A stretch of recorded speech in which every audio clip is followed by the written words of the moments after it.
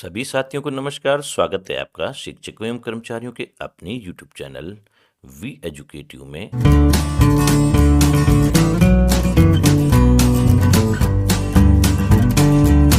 साथियों, जैसा कि आप सभी जानते हैं कि वर्तमान समय में भारत की जनगणना 2027 का कार्य गतिमान है। अलग अलग राज्यों में इसकी तिथियां अलग अलग निर्धारित की गई हैं और प्रथम चरण में मकान सूचीकरण का कार्य हो रहा है।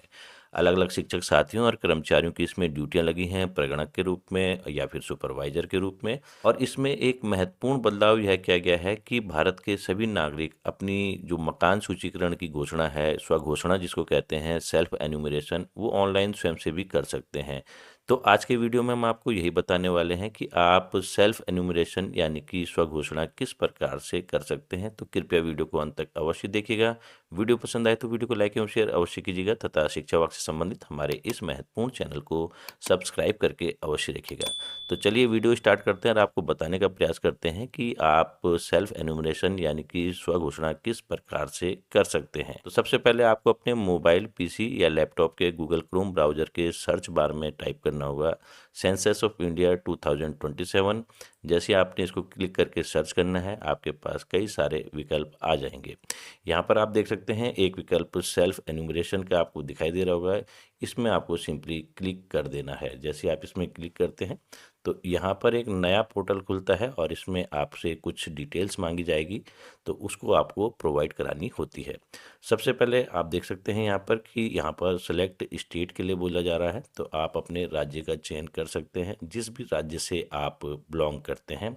यहाँ पर हम उत्तराखंड राज्य का चयन कर देते हैं और उसके बाद यहाँ पर हमें कैप्चा कोड भी एंटर करना होता है, जो ये हमें दे रखा है। सेम वैसे ही कैप्चा कोड हमें भरना है, तो हम इस कैप्चा कोड को भी भर देते हैं।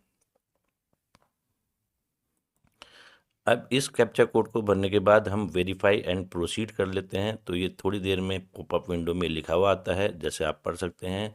वेलकम, स्वागत है, जनगणना 2027 के मकान सूचीकरण कार्य के स्वगणना पोर्टल में आपका स्वागत है। और इस पोर्टल में कार्य करने में आपको 15 से 20 मिनट का समय लगेगा और ये कुछ पुष्टि करने के लिए दे रखी है, तो इसको आप ओके कर दें और आगे बढ़ जाएं।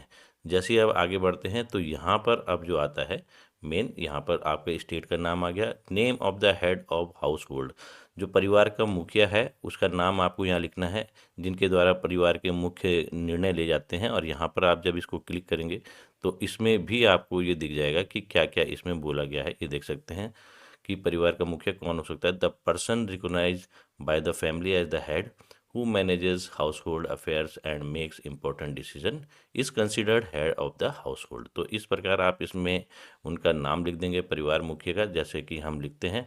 तो यहाँ पर ये बोल भी रहा है, please enter the name of the head of the household correctly, once registered it can not be changed later. तो हमने यहाँ पर इसका नाम लिख देना है जो परिवार के मुखिया हैं। तो हम यहाँ पर एग्जाम्पल के लिए नाम लिख देते हैं। उसके बाद हम 10 अंकों का मोबाइल नंबर यहाँ पर एंटर करेंगे और एक बार में एक ही रजिस्ट्रेशन हो पाएगा इस मोबाइल नंबर का, फिर ये दोबारा यूज नहीं होगा दूसरे मकान के लिए। तो यहाँ पर हमने मोबाइल नंबर भी प्रोवाइड करा दिया है। ईमेल आईडी जो है ऑप्शनल होती है, यदि आप ईमेल आईडी प्रोवाइड कराते हैं तो बेटर है, क्योंकि जो अगले नोटिफिकेशन आएंगे वो ईमेल आईडी में भी आएंगे और फ़ोन नंबर पे भी आएंगे। फिलहाल हमने ईमेल आईडी को यहाँ स्किप कर दिया है और इसको वेरीफाई एंड प्रोसीड करते हैं। जैसे हम वेरीफाई एंड प्रोसीड करते हैं, OTP send to your mobile number, OTP चला जाता है। अब इस ओटीपी को हमें यहाँ पर भरना होता है, वेरिफिकेशन करना होता है, जो ये 6 डिजिट का ओटीपी होता है। तो उससे पहले जब हम ओटीपी भरेंगे तो सबसे पहले हमें लैंग्वेज का सिलेक्शन करना होता है कि आपको कौन सी लैंग्वेज में भरना है इसको। जो भी आपके राज्य की भाषा है या भी जिस लैंग्वेज का आप प्रयोग करना चाहें, इंग्लिश है, हिंदी है, अन्य भाषाएं भी हैं, नेपाली, मराठी। तो फिलहाल हम हिंदी का चयन कर देते हैं और एक बार यदि आपने भाषा का चयन कर दिया तो उसके बाद जब आप दोबारा इसमें एडिट करके भरना चाहेंगे तो वो चेंज नहीं हो पाएगी भाषा। तो फिलहाल हमने हिंदी का सिलेक्शन कर दिया है। अब हम ओटीपी को वेरीफाई करते हैं।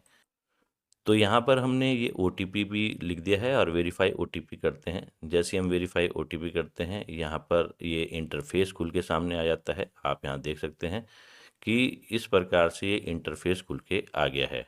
इस पोर्टल में आने के बाद अब यहाँ पर आप 6 विकल्प देख रहे होंगे। स्थान का विवरण, जनगणना घर का विवरण, सामान्य जानकारी, सुविधाएं, परिसंपत्तियां और पूर्वावलोकन कर पुष्टि करें। जो प्रीव्यू होगा उसको देख के आपको पुष्टि करनी है। यहाँ पर आपने स्टेट का नाम, ये प्रीफिल्ड आएगा क्योंकि आपने स्टेट चुना था, जो वही आ गया है। अब यहाँ पर आपको अपना जिला चुनना है, तो हम यहाँ पर जिला भी चुन लेते हैं और यहाँ पर जिस स्थान पे हम रह रहे हैं उसका पिन कोड भी यहाँ पर हम डाल देते हैं। तो पिन कोड हमने डाल दिया है और यहाँ पर आप ग्राम, नगर, स्थान, हैमलेट या लैंडमार्क उसका लगाएंगे यहाँ पर कि आप कौन सी जगह रह रहे हैं। तो फिलहाल हम यहाँ पर एक नाम लिख देते हैं। तो उसको देखते हैं कि यहाँ पर ये सर्च कर पाता है कि नहीं कर पाता। तो यहाँ पर ये सर्च हो गया है और इसको आप क्लिक करेंगे तो ये खोजे करेंगे तो यहाँ पर ये आ जाएगा। देखिए ये आ गया है। अब इसमें ऑप्शन दे रखा है use control plus scroll. Mouse का जो स्क्रॉल बटन होगा उसको आप जब क्लिक करेंगे तो ये जूम भी होगा, ये देखेंगे। और जूम आउट, जूम इन करने का ये तरीका है। कंट्रोल के साथ आप माउस के स्क्रॉल को घुमाएंगे तो जूम आउट भी हो जाएगा, जूम इन भी हो जाएगा। अब इसके बाद आपको क्या करना है, यदि आप मोबाइल फ़ोन से कार्य कर रहे हैं तो आप फिंगर से इसको जूम आउट, जूम इन कर सकते हैं। तो जो भी आपकी लोकेशन है उसको आपको ट्रैक करना है कि आप किधर रहते हैं। अपने घर की स्थिति आप इस नक्शे में देख सकते हैं और उस जगह आप इस सेंटर में ले जाके इसको फिक्स कर सकते हैं। तो मान लिया कि हम यहाँ पर हमारा निवास है जहाँ पर इस समय हम कार्य कर रहे हैं, तो यहाँ पर ये रेड कलर का सिंबल फिक्स हो जाना चाहिए। उसके बाद आप स्थान की पुष्टि करेंगे। जैसे आप स्थान की पुष्टि करेंगे तो ये आपका अक्षांश आ जाएगा, देशांतर आ जाएगा। ये पूरा तैयार हो गया है और यहाँ पर नीचे आप सहेजे और आगे बढ़े कर देंगे। तो हम यहाँ पर सहेजे और आगे बढ़े में करते हैं। तो राज्य, केंद्र शासित प्रदेश, ये पूरा आ गया है कि कृपया अपने घर के लोकेशन की पुष्टि करें। गलत लोकेशन होने की स्थिति में आपका स्वगणना जो सेल्फ एन्यूमरेशन है डेटा प्रगणक के पास नहीं आएगा। क्या आप चयनित लोकेशन के साथ जारी रखना चाहते हैं, तो आपको हाँ कर देना है। अब हाँ करने के बाद ये पहला विकल्प में टिक आ गया है कि स्थान का विवरण आपका भर चुका है।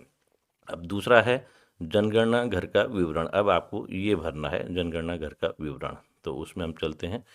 यहाँ पर अब कुछ क्वेश्चंस पूछे जाएंगे जो आपके घर की स्थिति को दर्शाते हैं। तो आपसे बेहतर आपके घर की स्थिति के बारे में कोई नहीं जानता होगा। तो यहाँ पर आप देख सकते हैं जनगणना मकान के फर्श में प्रयुक्त प्रमुख सामग्री क्या क्या होगी। मिट्टी का है, लकड़ी या बांस का है, पक्की ईंट का है फर्श या पत्थर का है, सीमेंट का है, मोजेक फर्श की टाइल है या अन्य कोई है। तो वर्तमान समय में अधिकांश घरों में अब टाइल्स भी मिल रही है। हो सकता है कि कुछ घरों में ये सीमेंट वाला भी हो, जो सामान्य जो फर्श होता है। तो फिलहाल हम अपनी स्थिति के अनुसार यहाँ पर टाइल्स का चयन कर लेते हैं। तो दूसरा जो क्वेश्चन है इसमें, जनगणना मकान के दीवार में प्रयुक्त प्रमुख सामग्री क्या है। तो इसमें कुछ प्रयुक्त सामग्रियाँ दे रखी है, जैसे घास फूस, बांस आदि, प्लास्टिक, पॉलीथीन, मिट्टी, कच्ची ईंट। ये ऑप्शंस दे रखे हैं। लकड़ी, पत्थर मसाला गारा के साथ नहीं, पत्थर मसाला गारा के साथ, जीआई धातु, एस्बेस्टस चादरें, पक्की ईंट, कंक्रीट और अन्य कोई। तो हमारी स्थिति के अनुसार हमारे यहाँ पक्की ईंट का ये दीवारें बनी है, तो हम पक्की ईंट में चयन कर लेते हैं। उसके बाद जो नेक्स्ट क्वेश्चन आता है, जनगणना मकान के छत में प्रयुक्त प्रमुख सामग्री क्या होगी। घास फूस, बांस, लकड़ी, मिट्टी आदि या प्लास्टिक, पॉलीथीन। हस्त निर्मित टाइल्स हैं, मशीन निर्मित टाइल्स है, पक्की ईंट है, पत्थर है, स्लेट है, जीआई धातु, एस्बेस्टस चादरें हैं, कंक्रीट है, अन्य कोई है। तो यहाँ पर हम इसमें कंक्रीट का चयन कर लेते हैं, पक्का जो हमारा लेंटर पड़ा है, और उसके बाद हम आगे बढ़ जाते हैं। तो यहाँ पर जनगणना मकान की स्थिति कैसी है आपकी, अच्छी है या रहने योग्य है या फिर जीर्ण शीर्ण हालत में है, इसमें से आपको चयन करना है कि आपके घर की स्थिति, मकान की स्थिति कैसी है। तो हम यहाँ पर अच्छी का चयन कर लेते हैं और इसको सेव एंड फॉरवर्ड कर देते हैं, सहेजे और आगे बढ़ जाते हैं, नेक्स्ट में चले जाते हैं। तो यहाँ पर क्या आप सुनिश्चित हैं कि आप जारी रखना चाहते हैं, तो आपको इसको हाँ कर देना है। जैसे आप हाँ करते हैं तो ये देखिए ये दूसरा स्टेप भी आपका कंप्लीट हो जाता है, जनगणना घर का विवरण वाला। और अब जो सामान्य जानकारी है वो आपको भरनी होती है, जो तीसरा स्टेप यहाँ पर चालू हो जाता है। इस परिवार में सामान्यतः रहने वाले व्यक्तियों की कुल संख्या। अब यहाँ पर आप देख सकते हैं गणना करते समय सभी सामान्य निवासियों, जिसमें शिशुओं और बुजुर्गों सहित उम्र के व्यक्ति शामिल हैं। आकस्मिक आगंतुकों को बाहर रखा जाएगा। जो मेहमान आते हैं, गेस्ट आते हैं, कुछ समय के लिए आ रखे हैं, 5-6 दिनों के लिए आ रखे हैं, उनको इसमें शामिल नहीं किया जाएगा, क्योंकि उन्हें उनके सामान्य निवास स्थान पर गिना जाएगा। तो यहाँ पर मान लिया हमने इसको 5 यहाँ पर लोग रहते हैं। परिवार के मुखिया का नाम हमने यहाँ पर ये प्रीफिल्ड शुरू में जो लिखा था वो यहाँ पर प्रीफिल्ड रहेगा। अब इसको आप चेंज नहीं कर सकते। इसके बाद यहाँ पर आता है परिवार के मुखिया का नाम चुनी हुई भाषा में। तो अब यहाँ पर आपको, जैसे हमने हिंदी लैंग्वेज चुनी थी, तो हिंदी में हमें यहाँ पर लिखना होगा। तो यहाँ पर आपको सिंपली इंग्लिश में टाइप करना है। जैसे हम यहाँ पर टाइप कर रहे हैं आकाश का AKASH, तो यहाँ पर आप देखेंगे कि यह गूगल ट्रांसलेशन ने अपने आप ही यहाँ पर चुन लिया है। तो हमने यहाँ आकाश ये चयन किया, फिर कुमार भी लिखना है, KUMAR लिखा, तो ये कुमार भी आ गया है। इसको भी आप सेलेक्ट कर सकते हैं यहाँ से। परिवार के मुखिया का जो जेंडर है वो क्या है, पुरुष है, स्त्री है, ट्रांसजेंडर है। तो यहाँ पर आपने इसमें पुरुष का चयन कर लिया है, क्योंकि ये मेल का नाम है, तो हमने यहाँ पर पुरुष का चयन कर दिया है। उसके बाद यदि अनुसूचित जाति या अनुसूचित जनजाति या अन्य है, अनुसूचित जाति अनुसूचित जनजाति की सूचना देखने के लिए क्लिक करें। तो अनुसूचित जाति सिर्फ हिंदू, सिख, बौद्ध धर्म में हो सकती है, अन्य किसी धर्म में नहीं। जबकि अनुसूचित जनजाति किसी भी धर्म को मानने वाले लोग हो सकते हैं। तो यहाँ पर फिलहाल ना हम अनुसूचित जाति के हैं, ना अनुसूचित जनजाति के हैं, तो यहाँ पर हमने अन्य में चयन कर दिया है। और इसमें हम आगे वाले क्वेश्चन में देख लेते हैं क्या है।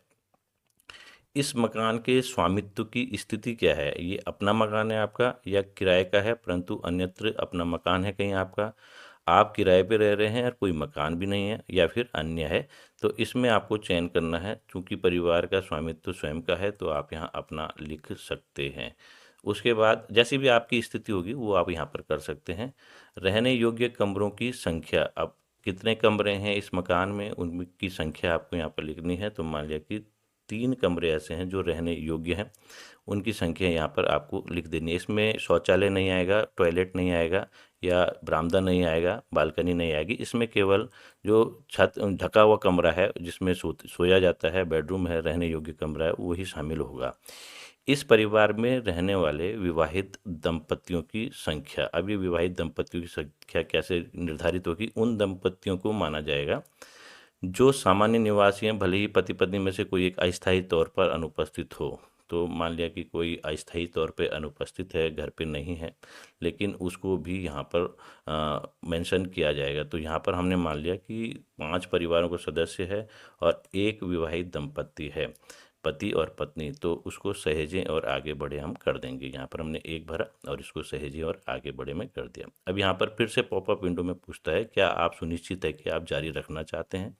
तो आपने हाँ में क्लिक कर देना है। जैसे आप हाँ में क्लिक करते हैं तो आप ये देखेंगे कि तीसरा ऑप्शन भी कंप्लीट हो चुका है, सामान्य जानकारी का। अब जो आपके घर की फैसिलिटीज़ हैं, सुविधाएं हैं, उसके बारे में यहाँ पर पूछा जाता है। तो इसको भी देख लेते हैं। जैसे पेयजल का मुख्य स्रोत क्या है? नल का पानी उपचारित स्रोत से आता है, ट्रीटमेंट होके आता है। जैसे नगर निगम हो गया, नगर पालिका हो गई, यदि उस क्षेत्र में रहते हैं। तो यदि आपका कनेक्शन है तो आप इसका सिलेक्शन करेंगे। नल का पानी अनउपचारित स्रोत से आता है, जैसे ग्रामीण क्षेत्रों में डायरेक्ट स्रोतों से पानी टैप के माध्यम से आ जाता है, उसका चयन करेंगे। कुआं है, हैंडपंप है, ट्यूबवेल है। तो हम यहाँ पर नल का पानी उपचारित स्रोत से चुन लेते हैं। उसके बाद नेक्स्ट क्वेश्चन आता है, पेयजल स्रोत की उपलब्धता क्या है? आपका जो मेन मुख्य स्रोत है पानी का, वो परिसर के अंदर है आपका, या परिसर के निकट है, या दूर है? तो हम यहाँ पर परिसर के अंदर कर देते हैं। वर्तमान समय में योजना भी चल रही है हर घर नल और हर घर जल, तो इसके तहत हम परिसर के अंदर ही इसको चुन लेते हैं। उसके बाद जो अगले क्वेश्चन आते हैं, प्रकाश का मुख्य स्रोत क्या है? बिजली है, मिट्टी का तेल है, सौर ऊर्जा है, अन्य तेल है, अन्य है, या प्रकाश रहित घर है कि लाइट ही नहीं है? हम यहाँ पर बिजली का चयन कर देते हैं और आगे बढ़ जाते हैं। शौचालय की सुलभता क्या है? केवल परिवार के उपयोग के लिए है, अन्य परिवारों के साथ साझे में, या सार्वजनिक शौचालय में आप जाते हैं या खुले में जाते हैं? तो यहाँ पर हमने शौचालय की सुलभता के लिए केवल परिवार के उपयोग के लिए चयन कर दिया है। इसके बाद आता है आपके पास शौचालय का प्रकार। तो यहाँ पर फ्लश, पॉवर फ्लश शौचालय निम्न से जुड़े हैं, या तो पाइप सीवर पद्धति से जुड़े होगा या सेप्टिक टैंक होगा या अन्य पद्धति होगी। नगरीय क्षेत्रों में सीवर पद्धति भी होती है और कई जगह जो ग्रामीण क्षेत्र हैं वहाँ पर सीवर उपलब्ध नहीं होता, सीवर लाइन, तो वहाँ पर सेप्टिक टैंक का प्रयोग किया जाता है, तो हम इसको सेप्टिक टैंक का प्रयोग कर लेते हैं। इसके अलावा 2 गड्ढा शौचालय भी होता है। यदि ये वाली स्थिति नहीं है तो आप इसको सिलेक्शन कर सकते हैं। स्लैब के साथ उन्नत हवादार गड्ढा है, स्लैब के बिना उन्नत हवादार गड्ढा है, तो एकल गड्ढा शौचालय भी हो सकता है और सर्विस शौचालय भी हो सकता है कि मानव मलमूत्र व्यक्ति द्वारा हटाया जाता है। मानव मलमूत्र हटाने के लिए जानवरों का उपयोग किया जाता है और मानव मलमूत्र हटाने के लिए खुली नालियों का प्रयोग किया जाता है। तो आपको फिलहाल जो है इसमें सेप्टिक टैंक का चयन कर लेना है। और इसके बाद जो अगला ऑप्शन है, गंदे पानी की निकासी किससे जुड़ी हुई है, ढकी नाली से या खुली नाली से या किसी भी नाली से नहीं, तो यहाँ पर हम फिलहाल ढकी नाली से का प्रयोग कर लेते हैं। परिसर के अंदर स्नान सुविधा की उपलब्धता, स्नानघर है, उसकी छत है तो यहाँ पर स्नानघर लिखेंगे, बिना छत का है तो यहाँ पर इस ऑप्शन को चयन करेंगे और नहीं है तो आप नहीं का चयन करेंगे। तो फिलहाल हमने स्नानघर का चयन कर लिया है। रसोई घर और एलपीजी पीएनजी गैस कनेक्शन की उपलब्धता, रसोई घर में खाना पकाते हैं यदि आप, तो पीएनजी कनेक्शन उपलब्ध है तो इसको आप सेलेक्ट कर देंगे और कनेक्शन उपलब्ध नहीं है तो आप यहाँ पर सेलेक्ट करेंगे। घर के भीतर खाना पकाते हैं परंतु रसोई घर में नहीं, तो एलपीजी पीएनजी गैस कनेक्शन उपलब्ध है, ये इस टाइप से ऑप्शन आते रहेंगे। तो इनमें से जो भी ऑप्शन आपको चुनना होगा आपकी स्थिति के अनुसार वो आप यहाँ पर चुन सकते हैं। खाना पकाने के लिए प्रयुक्त मुख्य ईंधन, तो यहाँ पर यह है जो जलाऊ लकड़ी है, फसल का अवशेष है, उपला है, पक्का कोयला, लिग्राइट कच्चा कोयला, मिट्टी का तेल, एलपीजी पीएनजी जो गैस सिलेंडर। तो यहाँ पर हम इसमें एलपीजी पीएनजी जो सबसे ज़्यादा यूज होता है आपके घर में, हो सकता है एलपीजी पीएनजी कनेक्शन भी हो और लकड़ी से भी आप बनाते हो, लेकिन जिसका सबसे ज़्यादा यूज होता है उसका आप यहाँ पर सिलेक्शन कर देंगे और इसके बाद इसको आप सहेजें और आगे बढ़ जाएं में क्लिक करेंगे। जैसे आप सहेजें और आगे बढ़े में क्लिक करेंगे फिर से यहाँ पर ये पॉपअप विंडो में पुष्टि के लिए पूछता है तो इसको आपको हाँ कर देना है। तो इस प्रकार से जो आपके चौथा ऑप्शन है सुविधाओं का वो भी कंप्लीट हो गया है। अब यहाँ पर आता है परिसंपत्तियाँ, पांचवा ऑप्शन कि आपके जो घर में क्या क्या परिसंपत्तियाँ रखी गई हैं। रेडियो या ट्रांजिस्टर यदि है तो परंपरागत रेडियो सेट, इसमें आप क्लिक करेंगे, या फिर मोबाइल स्मार्टफोन पर या अन्य किसी उपकरण पर या नहीं। तो सामान्यतः अब घरों में मोबाइल स्मार्टफोन उपलब्ध हैं और इसी से एफएम रेडियो भी सुना जा सकता है, तो आप इसको क्लिक कर देंगे। इसी प्रकार से यहाँ पर टेलीविज़न की उपलब्धता, दूरदर्शन जो डीडी फ्री डिश होता है या फिर अन्य टाटा स्काई इत्यादि, या फिर केबल कनेक्शन भी होता है या अन्य कोई या नहीं। तो अब यहाँ पर अधिकांश घरों में जो नगरीय क्षेत्र तो नहीं लेकिन ग्रामीण क्षेत्रों में डीडी फ्री डिश होता है। कई लोग केबल कनेक्शन भी लेते हैं शहरी क्षेत्रों में और अब ये भी ऑप्शन चल पड़ा है कि स्मार्ट टीवी ले रखा है और उसमें आप अपना फाइबर से भी देख रहे हैं टीवी बिना किसी केबल कनेक्शन की या अन्य डीटीएच सुविधा से, या फिर अपने मोबाइल फ़ोन के ही हॉटस्पॉट से आप अपने स्मार्ट टीवी को भी देख रहे हैं, तो यहाँ पर आप इसका भी चयन कर सकते हैं अन्य कोई का। तो फिलहाल हम जो प्रमुखता है उसमें दूरदर्शन फ्री डिश का चयन कर लेते हैं और आगे बढ़ जाते हैं। इंटरनेट की सुविधा यहाँ पर लैपटॉप कंप्यूटर में है, मोबाइल स्मार्टफोन में है, किसी अन्य उपकरण में है या नहीं है, तो यहाँ पर आपको मोबाइल स्मार्टफोन में इसका चयन कर देना है। अब लैपटॉप कंप्यूटर आपके पास है कि नहीं, तो उस स्थिति में आप अपनी स्थिति देखिए, यदि है तो हाँ लिखेंगे और नहीं है तो नहीं लिखेंगे। तो यहाँ पर फिलहाल हम हाँ लिख देते हैं। टेलीफोन और मोबाइल फ़ोन स्मार्टफोन, केवल लैंडलाइन जो कि लैंडलाइन होता है यदि वो है तो यहाँ पर इसका सिलेक्शन करेंगे। स्मार्टफोन है तो इसका सिलेक्शन कर देंगे। अन्य साधारण मोबाइल जो कीपैड वाले होते हैं तब यहाँ सिलेक्शन करेंगे। दोनों हैं तो यहाँ सिलेक्शन करेंगे अथवा नहीं, तो हम यहाँ स्मार्टफोन का चयन कर लेते हैं। जिनके पास कीपैड वाला है वो कीपैड का चयन कर सकते हैं। साइकिल और स्कूटर, मोटरसाइकिल, मोपेड, तो यहाँ पर साइकिल यदि आपके पास है या स्कूटी है या मोटरसाइकिल है तो उसका भी चयन करिए। यदि दोनों है, साइकिल भी है और ये टू व्हीलर में जो स्कूटर है, मोटरसाइकिल है, मोपेड है वो है, तो दोनों का चयन कर लें और इनमें से कुछ भी नहीं है तो नहीं का चयन करेंगे। कार, जीप, वैन यदि है, फोर व्हीलर है, लेकिन फोर व्हीलर में ध्यान रखिएगा कि यदि वो आपके परिवार के यूज के लिए आ रही है तभी उनमें से सिलेक्शन करें, क्योंकि हो सकता है कहीं किसी परिवार में बस हो, वो कॉमर्शियल यूज में आती हो, तो उसका आप यहाँ पर उल्लेख नहीं करेंगे। केवल जो फोर व्हीलर में कार आएगी, जीप आएगी, वैन आएगी जिसका परिवार उपयोग कर सकता है अपने निजी कामों के लिए, तो यहाँ पर हम हाँ का चयन कर लेते हैं। परिवार द्वारा उपभोग किए जाने वाला मुख्य अनाज, तो ये आपको पूछना पड़ेगा कि ये अनाज जो है आप क्या खाते हैं। तो अमूमन घरों में जैसे सुबह रोटी होती है नाश्ते में, दिन में चावल होते हैं और रात को फिर रोटी होती है, तो गेहूं का सिलेक्शन कर सकते हैं। अलग अलग राज्यों के हिसाब से यहाँ पर इसका सिलेक्शन होना है। फिलहाल हम यहाँ गेहूं का सिलेक्शन कर लेते हैं और इसको सहेजें और आगे बढ़े में क्लिक कर देते हैं। तो यहाँ पर ये फिर से पूछता है कि आप सुनिश्चित है कि आप जारी रखना चाहते हैं, तो आपको यहाँ हाँ कर देना है। अब जैसे ही आप हाँ करते हैं तो ये पूर्वावलोकन आ जाता है, प्रीव्यू आ जाता है और इसमें जो भी डिटेल आपने भरी थी वो सारी की सारी यहाँ पर मौजूद होती हैं। इसको आप बारीकी से ध्यानपूर्वक अध्ययन कर लें और यदि आपको लगता है कि ये सही है तो पुष्टि करें और सबमिट करें में क्लिक कर देंगे। और ड्राफ्ट के रूप में सेव करना चाहते हैं तो वो भी कर सकते हैं। संशोधन के लिए वापस जाएं, ये भी आप कर सकते हैं। तो जब आप पुष्टि करें और सबमिट कर लेंगे, फाइनल सबमिट कर देंगे, तो आपके पास एक सेल्फ एन्यूमरेशन आईडी आ जाएगी, आपके मोबाइल फ़ोन में भी आ जाएगी मैसेज के माध्यम से।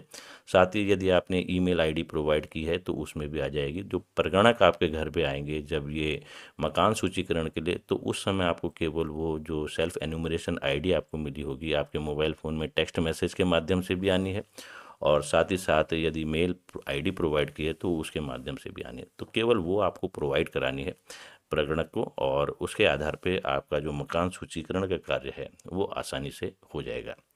तो साथियों, आज के वीडियो में इतना ही। आपको हमारा ये वीडियो कैसा लगा कृपया कमेंट बॉक्स में अपनी राय अवश्य दीजिएगा। यदि कुछ और भी सुझाव हैं तो वो सुझाव भी आपके आमंत्रित हैं। और शिक्षा विभाग से संबंधित इसी प्रकार की महत्वपूर्ण अपडेट के लिए कृपया हमारे इस चैनल को सब्सक्राइब करके अवश्य रखिएगा। मिलते हैं आपसे शीघ्र एक नई वीडियो में नई अपडेट के साथ। तब तक दीजिए हमें इजाज़त। धन्यवाद।